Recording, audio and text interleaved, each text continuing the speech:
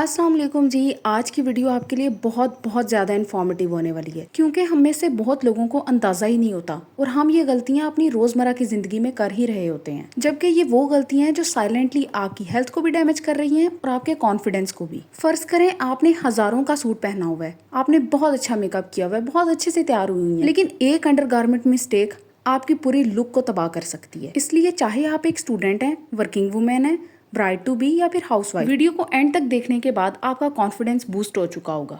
Starting with mistake number 1। लड़कियों कितना बुरा लगता है अगर आपने बहुत खूबसूरत सा ड्रेस पहना हो, अच्छा खासा तैयार हुई हो, लेकिन ब्रा स्ट्रैप्स झांक रही हो। ये ना सिर्फ आपकी पर्सनैलिटी को कैजुअल और अनटाइडी दिखाता है, बल्कि देखने वाले की नज़र फ़ौरन उस तरफ जाती है। अब ज़रूरी नहीं है कि आपकी ब्रा में कोई मसला हो सकता है कि आपने वाइड नेक पहनी हो, जैसे ये बोट नेक का ड्रेस है। इसमें अगर आप नॉर्मल ब्रा पहनेंगी तो ऑब्वियसली ब्रा स्ट्रैप्स शो होंगी, क्योंकि वहाँ तक फैब्रिक ही नहीं है, इसलिए ये मिस्टेक नहीं करनी। इसकी जगह आपने ऐसे ड्रेस के नीचे स्ट्रैपलेस ब्रा यूज़ करनी है, जैसे कि ये, जिसके साथ कोई स्ट्रैप नहीं। परेशान नहीं होना कि पता नहीं ये ठहरेगी अपनी जगह पे कि नहीं। इसमें बहुत ज़्यादा इलास्टिसिटी होती है और ये अच्छा खासा वेट बेयर कर लेती हैं, चाहे आपका साइज़ जितना मर्जी हो। फिर आपकी ज़रा सी एहतियात से आपकी पर्सनैलिटी बहुत ज़्यादा क्लासी और पॉलिश्ड लगेगी। इसके अलावा आपके पास ट्रांसपेरेंट ब्रास का भी ऑप्शन है, जिसकी स्ट्रैप स्किन के साथ मर्ज हो जाती है और अलहदा से नज़र नहीं आती। बहुत ज़्यादा गौर करो तो तभी पता लगेगा। इसके अलावा इसके अंदर पैडेड ऑप्शंस भी आते हैं। इन केस आपको निपल स्पॉकिंग का डर है तो आप पैडेड स्ट्रैपलेस ब्रा भी यूज़ कर सकती। Okay, moving on to the next mistake, wearing lacy camisoles casually. कुछ खवातीन और लड़कियां ये समझती हैं कि लेसी कैमिसोल्स कैजुअल वेयर में भी चल जाएगा। अब लेसी कैमिसोल क्या होता है? ऐसी शमीज़ जिसके अंदर ज़्यादा जाली का पोर्शन हो, नेट वाला, जो कि मोस्टली स्पेशल ओकेजन्स के लिए होती हैं और वो भी शादी के बाद। इसके ऊपर एक अलहदा से डिटेल्ड वीडियो बन चुकी हुई है, उसका लिंक डिस्क्रिप्शन बॉक्स में डाल दूंगी, लाजमी चेक करें।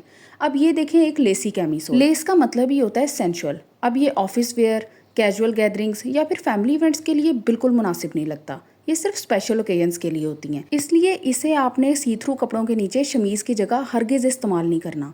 इससे आपकी स्किन बहुत ज़्यादा इरिटेट होगी और सेंसिटिव हो जाएगी।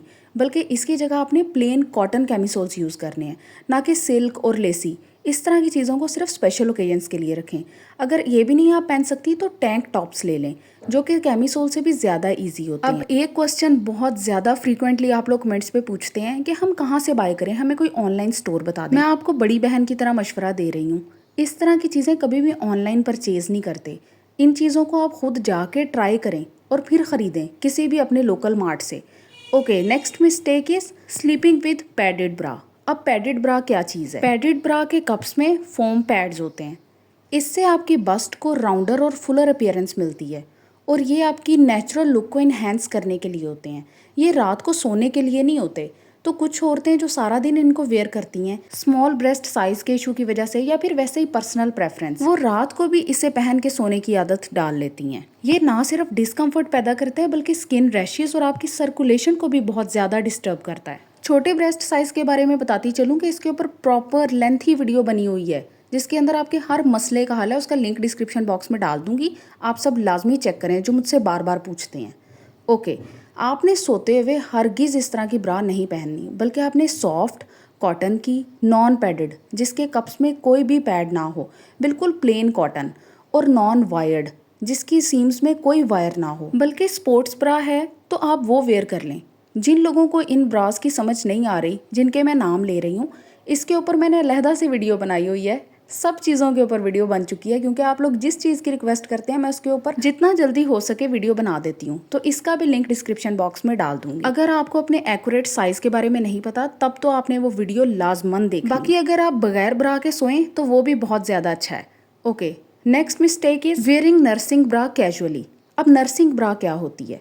वो ब्रा जिसके सामने की तरफ बटन हो और पीछे की तरफ कोई इलास्टिक ना हो, कोई हुक ना हो। नर्सिंग ब्रा का डिज़ाइन सिर्फ दूध पिलाने वाली माओं के लिए बनाया जाता है, जो कि सामने से आराम से बटन्स ओपन करें और बच्चे को दूध पिला लें। इसे डेली यूज़ में इस्तेमाल करने से आपकी ब्रेस्ट सपोर्ट कम हो जाती है, आपका साइज़ ख़राब हो जाता है। ये ब्रा फंक्शनल तो है, लेकिन ये स्टाइलिश या कंफर्टेबल नहीं होते। ये सिर्फ दूध पिलाने वाली माओं के लिए है। कुछ ख़वातीन दूध पिलाते वक्त इनका इस्तेमाल शुरू करती हैं और बाद में भी नहीं इस्तेमाल करती रहती हैं। उसके बाद वो कहती हैं कि दूध पिलाने के बाद हमारी ब्रेस्ट बहुत ज़्यादा सैगी हो गई है। इसी तरह की कुछ गलतियों की वजह से आपकी ब्रेस्ट लटकना शुरू होती है। अदरवाइज दूध छुड़वाने के बाद सिर्फ साइज कम होता है, सैगिंग नहीं हो जाती बिला वजह। इसलिए नर्सिंग ब्रा को सिर्फ तब तक इस्तेमाल करें जब तक आप दूध पिला रही हैं।